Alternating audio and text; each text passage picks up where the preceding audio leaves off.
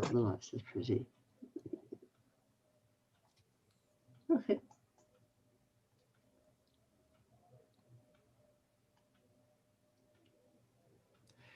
Okay, everyone, we are online now. Hello, everyone. Welcome to Academy of Astrology UK. I'm Rod Chang, and today we have everyone. We have Sue with her. Now, Sue, what's wrong with your room? The bubble light there. It's That's just your a virtual workroom, background. that's all. Okay. And hello, we have Mandy and Marcus. Okay, first, before we start, of course, it's advertising time, commercial time.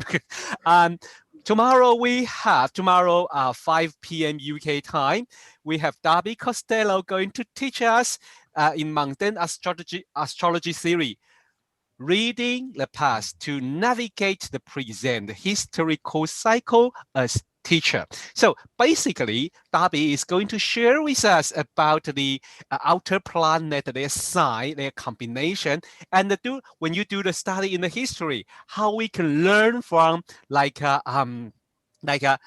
previous time when the Neptune in Pisces and Pluto in Capricorn, what we can learn from it. Okay, so I mean, it is very interesting because since we started to do the podcast, and we always chatting about what happened at this moment, and use it as how we learn astrology, and it's a really good way to learn astrology. So today I will start with Mandy. Mandy, what are you going to suggest about this moment? Yeah, hello everyone. We're going to be talking about the new moon. We have a new moon coming up tomorrow, I think. Yes.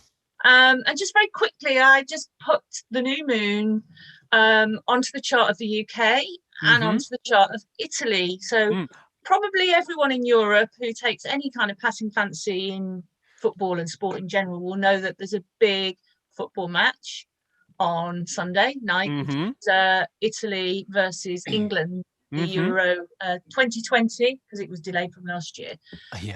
Finals, basically. So who's going to win?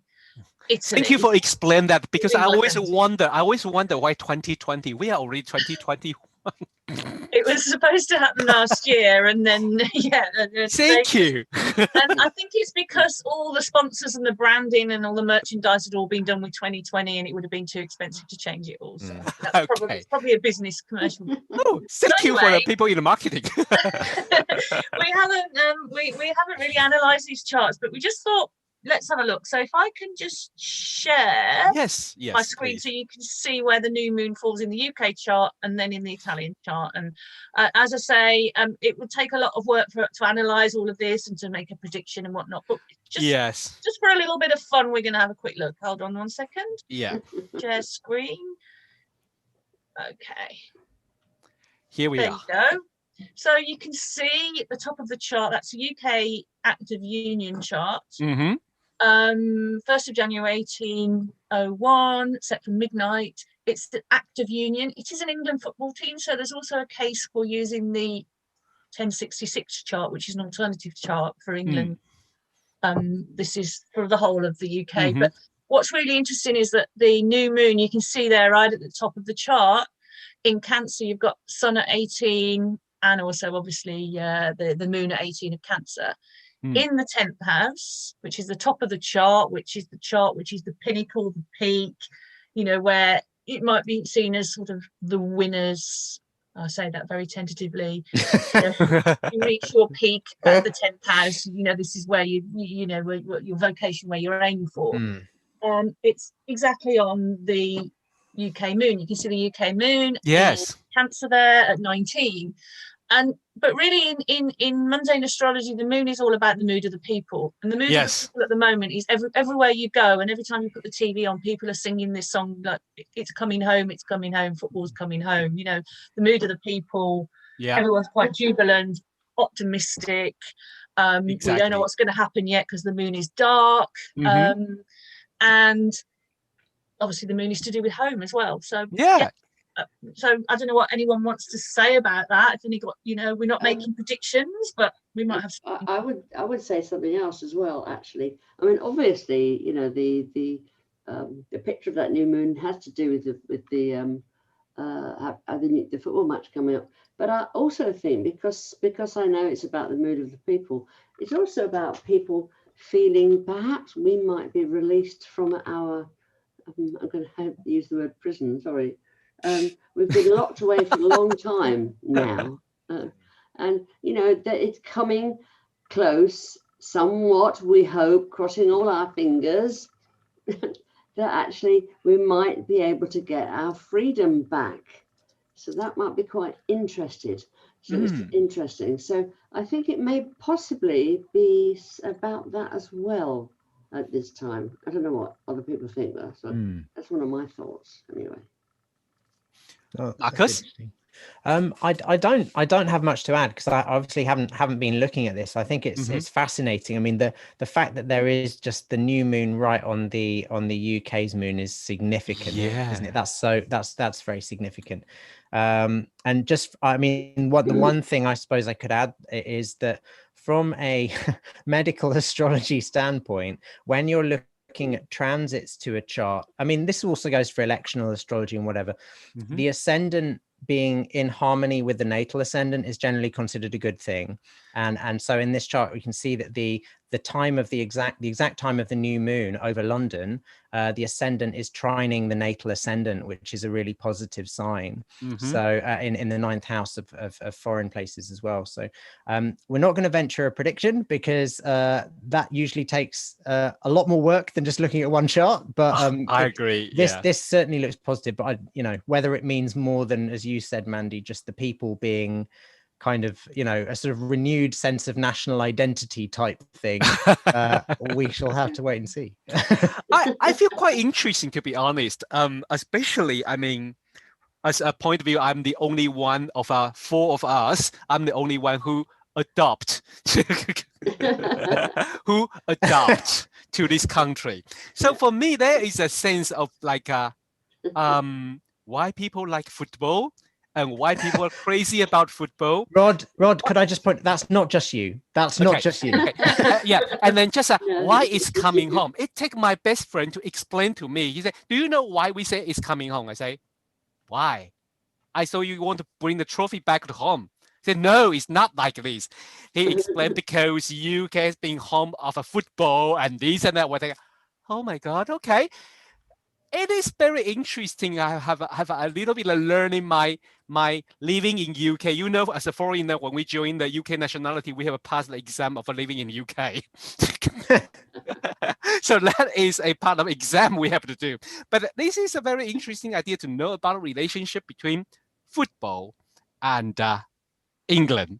It is quite interesting. So this when Mandy showed this, and I really immediately to think about, is that song is coming home. That is a really interesting chart. But Mandy, how about Italy? Well, just before Italy, another thing is as well that for the England team is that it is being played on home ground. Yes. So it's Wembley, which is the English national stadium. So again, we've got that lunar sort of home idea, home ground with all the fans, and the national mood is quite jubilant. It's a slightly different story when you look at the new moon on the Italian chart. Okay. Italy, 10th of June 1946, 4 p.m. local time, Rome in Italy. You can see that on it's also it's quite close to the MC, the top of the chart, but it's in the 9th house. And they're playing on foreign soil, which is interesting. Italy are playing on foreign soil, and it's also on close to the Saturn and the Venus. And it's funny that I saw a news report today saying in Italy we've gone crazy in England, and you just can't turn the TV. It's just all everyone's been wheeled out to talk and give their opinion, and everyone's celebrating in parties and all the rest of it.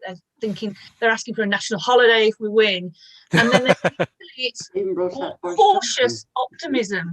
See, cautious optimism, and you've got that Saturn there. You've got the new moon on Saturn in that chart, which I think is quite interesting. Yes. That Venus Saturn in the Italian chart. I mean, I've not looked at the Italian chart, so I didn't know it was there actually. But it's an interesting thing to have on a national chart. Well, it's probably speaks to the when the chart was founded. I'm assuming. So if you the 10th of June 1946, my assumption would be, do you know what I mean? Like the reformation of the national identity after the Second World War, when Yes. very that feeling. Yeah. Yes, exactly. Yeah. I don't know. I wouldn't have known that Italy had a Venus-Saturn conjunction. No, you wouldn't, would you? From a traditional standpoint, there is what I mean. We're slightly off topic, but it's interesting. So hopefully, they do have that Jupiter rising in Libra. And I'm looking at that Jupiter Saturn. That's a mutual reception or a generosity in traditional whatever, because Jupiter's in Saturn's exaltation, Saturn's in Jupiter's exaltation. So that does rather change the quality of it. And also Venus and Jupiter also have a mutual reception, because Venus is in Jupiter's exaltation and Jupiter is in Venus's exaltation. So I kind of look at that and see like the discipline of the fashion houses and stuff like that. Do you know what I mean? It's like that kind of the combination of this flamboyance, but control and the strict rules, and you do things this way. Do you know what I mean? It's like, anyway, so it's off the topic of football, on which I'm very little qualified to speak. So, I think interesting. Sorry, Rob. Yeah, that's right. So, no, I was just thinking, I'd forgotten about the fashion side of Italy. Of course, it's like in the exuberance and the pasta everywhere for Italy, Totally. all these adverts and things. I forget there's a really sort of serious, established, solid side of Italy that I don't see. Actually, I may be wrong in saying this, but didn't they shut down their country, lock down their country pretty early on and pretty severely? Yes. Before we did. Yes. Very much so. That's a bit, but they were sort of early in March, I think. And that was the Jupiter, Saturn, and Pluto triple conjunction near the 23 degree of Capricorn, opposite their Saturn. And fascinating, isn't it? That's very close to their IC. I'm really sorry to move everyone from football to pandemic again. No, but I mean it's relevant, isn't it? And it's interesting to see that Pluto is grinding its way slowly towards their IC as well. So that will be some kind of national identity crisis of some point, some sort in the next 2 years. Next year and a half, something like that. Okay, let me ask a question, because we are talking about this, and I always curious because, and also this couple of days I just accidentally read a little piece about a little bit about the people, how people predict or forecast game or or like sport event who going to win. So I have a question. We are not going to make prediction today, but if you are going to make a forecasting or prediction about a sport event, what are you going to do? Or what you would do? What would you do? Or you just totally ignore it? Marcus? I would do a horary, just because I'm horary and medical astrologer. So I do a horary. Also, I'm kind of lazy, and it's the lowest effort method. It's not. It's this high technique, but you just got one chart to work on. One chart. So the limitations of that system, horary is just asking a question and you use the chart of that question. So there are certain limitations to that technique. Principally, you have to actually care what the outcome is. So it has to be a question that has roots, and it can be a trivial question or it can be a very large scale question. If you look at historical examples of horary, I have my very battered copy of William Lilly's Christian Astrology here, which is a famous traditional horary book written in, I think, the 17th century. But the questions range from like, where is my cat, to what will happen to the king, from the very small to the very large. So you can absolutely do that. And I just find that's one of the pithiest methods. So in the past, when I've quite honestly betted on the outcome of a competition, because that's the only thing that really motivates me to want to find that out, then I'll use a horary to try and work out who will win. So Mandy, would you do that?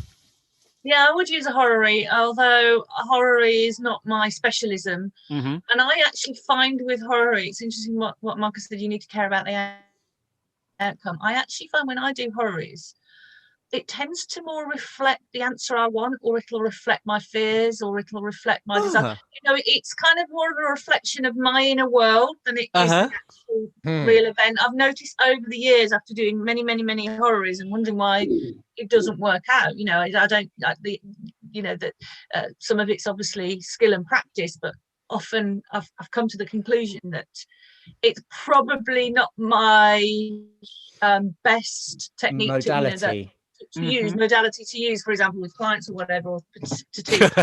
it does seem to work for whatever reason in a rather strange way for me. But I've got a couple of thoughts there, Mandy, when you finish, because I know you're going on to what you would use, but like I have a couple of ideas there well, what I would use is, and I'm not dodging the question, but I don't tend to do those sorts I predictions, to be honest. I look at possibilities, charts and themes and symbolism, and I don't tend to do solid predictions.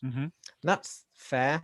I mean, there's no that prediction is. I mean, that's a whole other side topic, isn't it? Because some astrologers will do really try and. My own view on is there is a place for prediction, but astrology is equally, if not better, more strong at analysis. And that is in fact what its chiefest value is, I think, to most of us. But I do think there's a place for prediction, as long as it should be a tool.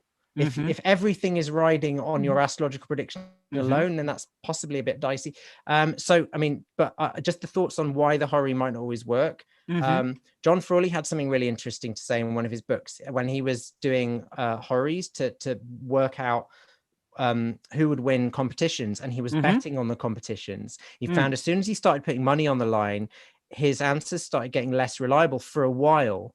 And he said it's a bit like the tennis player. If you start focusing too much on the outcome, you start messing up. Do you know what I mean? It's almost like you're so, and I think that's one possibility. And the second is just there are techniques you can use to check whether a chart is radical. So if I'm doing a chart of a national event or something like that, I'll check the chart against, say, the national chart and against the chart of key people involved in that event, and just see if it speaks to those charts as well. And I think that's a good way of just checking, Mandy, if you're ever going to play with that. Because you know what I mean, if it's not really talking to any of the charts on the day, then maybe it's just something like a whim that's wandered in, and you'd be like, oh, do you know what I mean? So great tip. That's a really good tip, actually. Because I mean, experiment with that. Thank you. Yeah, good. It's something that I've played with, and it's like, why isn't this? Oh, okay, because it's literally just I was sort of idly, let's try this, and it's How about Sue? Would you do? I know you are you definitely not going to go prediction, but would you, if you care about a competition or something, are you going to look at the chart about it? Well, I'm not going to go for horary because I don't do horary. I know almost every other astrologer in the whole world does horary, but I don't. No, not true, Sue. That's not true. Right, no. Well, one of the reasons I don't is because I've got something that I learned at exactly the same time, which is tarot.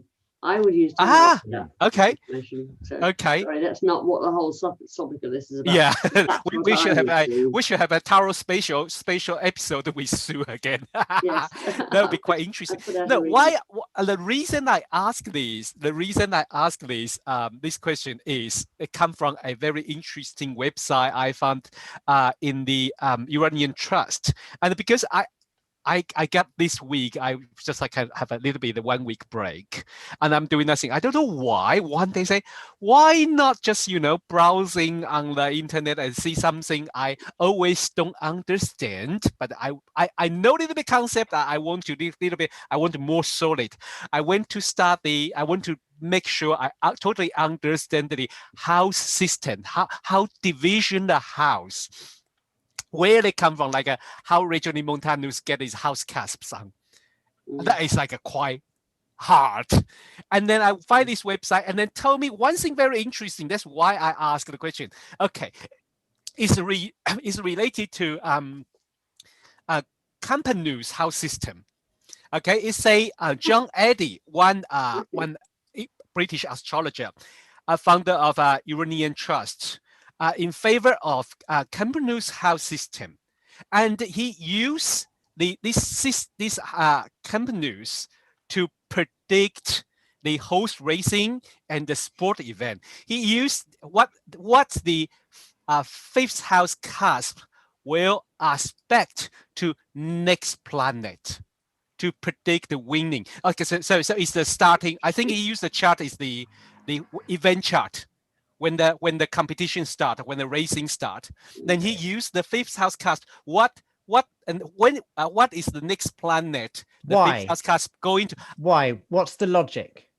I think maybe fifth house is fun, is sport, Okay. is gambling.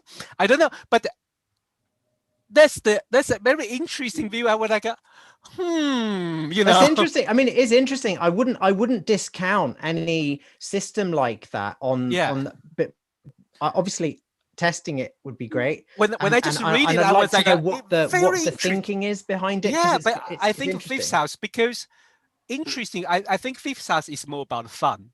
Sure. And And I'd agree. sport. Fun, gambling, sports. I mean, obviously the 12th house is horses and large animals. Yes. Large yes. animals. And the 10th house is usually victory Yeah.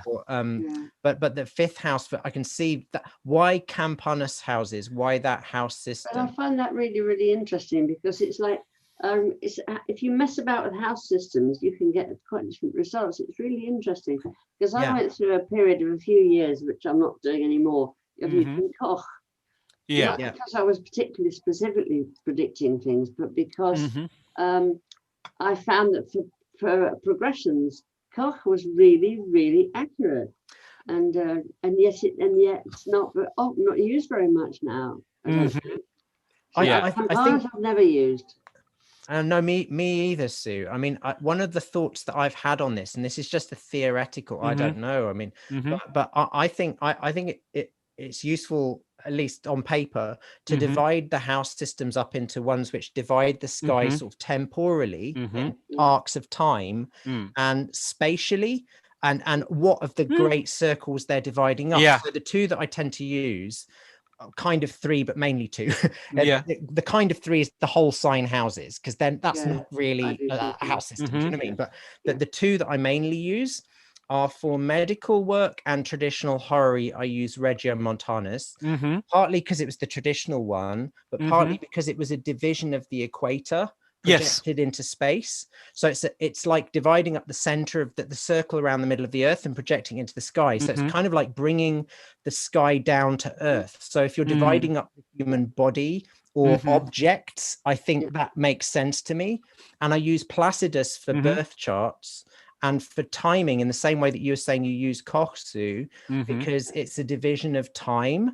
So that, the houses, it works better, I find, for timing, symbolic timing techniques. I haven't experimented with Koch. I'll try that, but these are just ideas. But I kind of like, you know what I mean? It's so interesting because it's like I do, urge those of you that are watching, if you have thought about house systems, to experiment with different ones. It's really worth trying. Fully agree. A clear reason for choosing a particular house system unless you tried a couple of others. Yes. Today I said we're drifting from gambling from prediction of football. Now we go to house system. Jesus, but the house system is really interesting. I mean, there is a lot of discussion. Let me say that there is a lot of discussion, and particularly, I mean, between different house system. Are you going to use different house system or something? But I think basically, I mean that's the main reason, because when Marcus explained the types.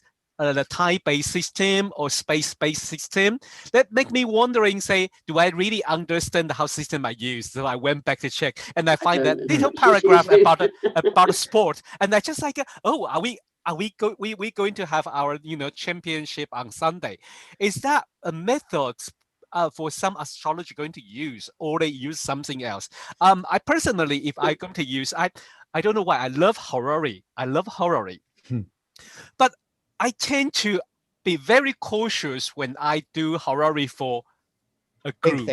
Big things, election, a country, or outcome of something like bigger than me I mean, country or international or game or football or this kind of thing. I'm wondering, but I like Marcus' approach is like, okay, you draw this Horary chart, but you still going to check whether it sits with the national. Yeah. I'll give you an example. This was a horary that for the the Brexit that happened a few years ago, and I ventured a public prediction for that. Yes. And which I'm happy to say I got it right. Don't get it right every time, but I did get that one right.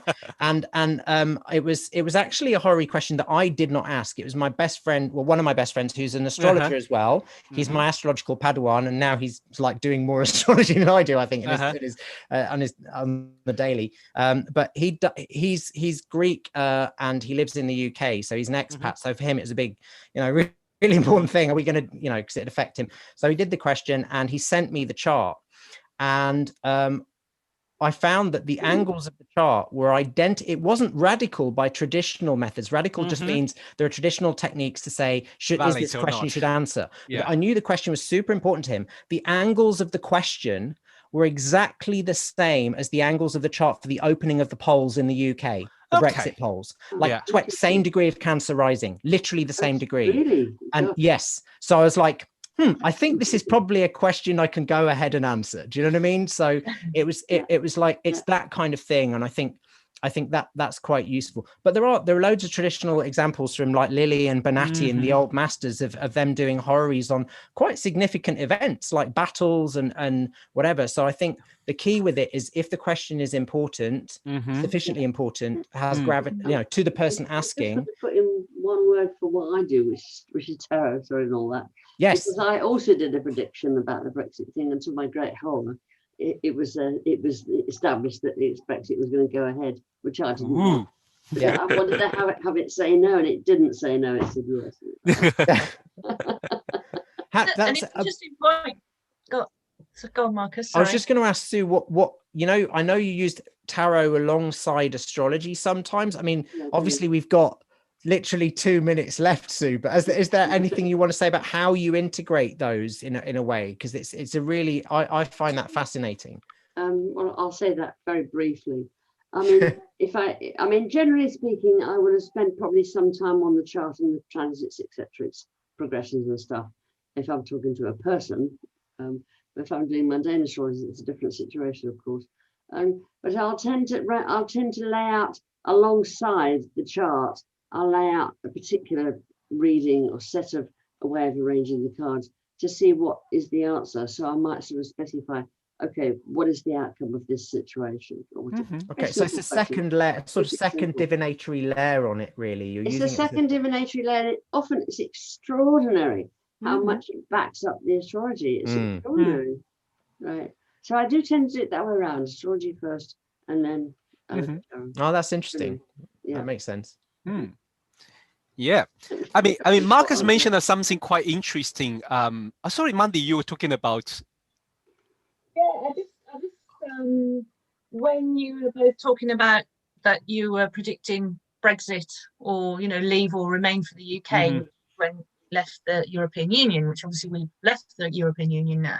Yeah. And when you are making predictions on that scale, as we talked about, there's an ethical issue there because we all have our own biases. We all it was a very divisional thing. You were either a Brexiteer or a Remainer. And for example, if I was going to do a prediction back then for Brexit, I would have to do my best, and it's not easy to put aside looking for the answer that I want. Oh, you have to 100%. But like Sue, I was a Remainer. And the answer did not please me. Do you know what I mean? I couldn't believe it. I did it again. Yeah. Like, oh, but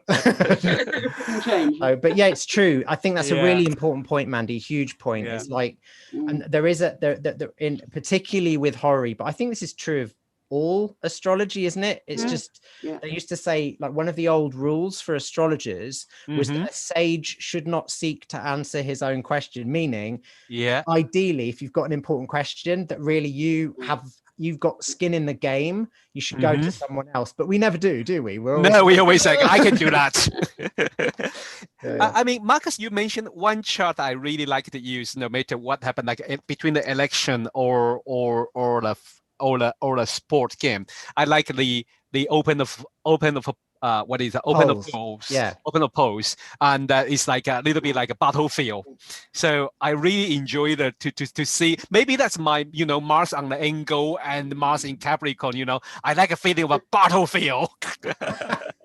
So every time when I look at that kind of chart, I can get something. I can get quite. I mean, yes, Monday is exactly right. When you do those like big things, those predictions, you have to understand your position and your what are you expecting, and are you going to read the chart in your own way or something? I think that's quite important to be an astrologer. Yeah, I think that's also why I like horror. I know there's controversy about using it on a large scale for the reasons we've discussed. Personal bias, is the question always relevant, whatever, but yes, there are probably ways of making it work. But one of the reasons I like it is because you only end up with one chart. And there are very particular rules to reading the strength or weakness of different significators. So in competitions, in theory, it should be easier to work out who might win, but it's not always. So it's not always. If you're going to do it through astrology, the horror is probably the best way to do it. So you try to do it through a more conventional method to look at the relevant transits, progressions, etc. etc. It's very ambivalent. There's so many charts. There's so many variables, aren't there? I mean, that's the issue. You can often spot some really interesting things. Like you can know that there'll be this mood going on the day, or maybe there'll be problems with traffic or whatever. And it's just like to know that. I agree because I also do my homework for Brexit, and I indeed was falling in that route. So check the UK's chart, check the EU's chart, check the when UK joined EU's chart, check the transit, check the in Greece, check this and check that, and everything like I maybe check a lot more than like 20 or 30 chart. Eventually I just like lost. You get chart fatigue and you sometimes lose the trees for the wood. Do you know what I mean? So and in that time I think really one thing just like make decisions, say okay, is this is the opening of pool. Okay. On the day, yes, and I was like, okay, from that chart, I say, fine, bye bye. Exactly what I say. That